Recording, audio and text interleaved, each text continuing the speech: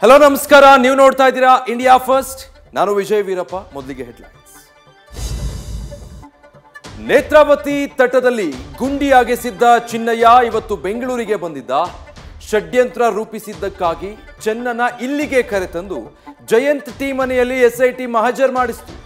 ಇತ್ತ ಮೂರನೇ ಬಾರಿ ಸಮೀರ್ಗೆ ವಿಚಾರಣೆ ನಡೆಯಿತು. ಎಸ್ಐಟಿ ಮುಖ್ಯಸ್ಥರು ಗೃಹ ಸಚಿವರನ್ನ ಭೇಟಿ ಮಾಡಿ ತನಿಖೆಯ ಮಾಹಿತಿ ನೀಡಿದರು. ಇದೊಂದು ಕಾಲ್ಪನಿಕ ಕಥೆ. ಸುಜಾತಾ ಅಜ್ಜಿ ಸ್ಟೋರಿಯಲ್ಲಿ ಬರುವ ಎಲ್ಲಾ ಪಾತ್ರಗಳು ಕಾಲ್ಪನಿಕ. ಹೀಗೆ ನಾವು ಹೇಳ್ತಿಲ್ಲ, ಮ್ಯಾಜಿಕ್ ಅಜ್ಜಿ ಎಸ್ಐಟಿ ಮುಂದೆ ಹೀಗೆ ಹೇಳಿದ್ದಾರೆ. ಅನನ್ಯ ಪಾತ್ರವೇ ಇಲ್ಲ ಎಂಬ ಹೇಳಿಕೆಯನ್ನ ನೀಡಿದ್ದಾರೆ. ಸತ್ತಿರೋ ವಾಸಂತಿ ಬದುಕಿದ್ದಾರೆ ಅಂತ ಎಸ್ಐಟಿಗೆ ಅಜ್ಜಿ ದಂಗು ಬಡಿಸಿದ್ದಾರೆ. ಪರಪ್ಪನ ಪಂಜರದಲ್ಲಿರೋ ದಾಸನನ್ನ ಬಳ್ಳಾರಿಗೆ ಶಿಫ್ಟ್ ಮಾಡುವ ಕಾಲ ಹತ್ತಿರವಾಗ್ತಿದೆ. ಕೋರ್ಟ್ನಲ್ಲಿ ಅರ್ಜಿಯ ವಿಚಾರಣೆ ನಡೆದಿದ್ದು ಸೆಪ್ಟೆಂಬರ್ 2ಕ್ಕೆ ಭವಿಷ್ಯ ಗೊತ್ತಾಗುತ್ತೆ. ದಿಂಬು ಬೆಡ್ಶೀಟ್ಗೆ ಮನವಿ ಮಾಡಿದ್ರೆ ಜೈಲಾಧಿಕಾರಿಗಳು ನಿರಾಕರಿಸಿದ್ದಾರೆ.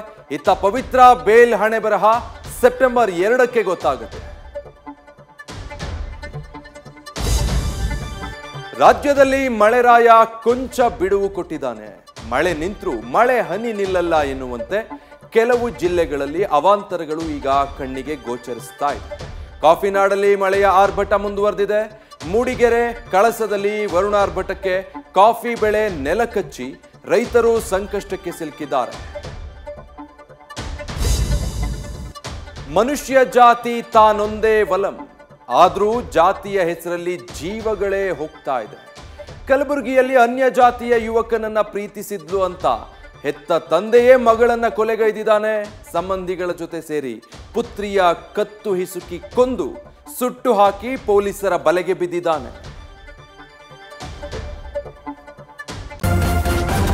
ನ್ಯೂಸ್ ಫಸ್ಟ್, ನಿರ್ಭೀತಿಯಿಂದ ನಿಮ್ಮ ಪರವಾಗಿ.